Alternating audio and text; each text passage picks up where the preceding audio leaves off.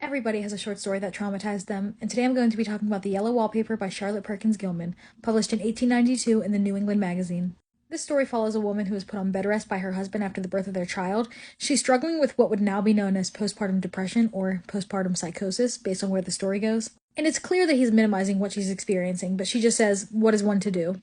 Additionally, she's not in control of what she eats, she's being medicated, and she mentions having to be sly if she wants to get any writing done, so she's really not allowed to do anything. She's staying in a room in their summer mansion, and the way she describes this room is pretty alarming. She says the windows are barred and the wallpaper is torn, but she chalks it up to kids having stayed in the room before her. She comes back to the wallpaper often. She doesn't like the color, she doesn't like the smell, and she really can't parse through the pattern. She is clearly unhappy about being confined to this room, but she tries to justify it by saying her husband is just trying to help her, and that she's glad it's her and not their child who has to stay in this room with this wallpaper. With literally nothing else to occupy her time, she focuses more and more on the wallpaper's pattern and becomes convinced that there's a woman who is stuck underneath it. And I could be mistaken, but I do think she also believes she's seeing this woman outside of her window.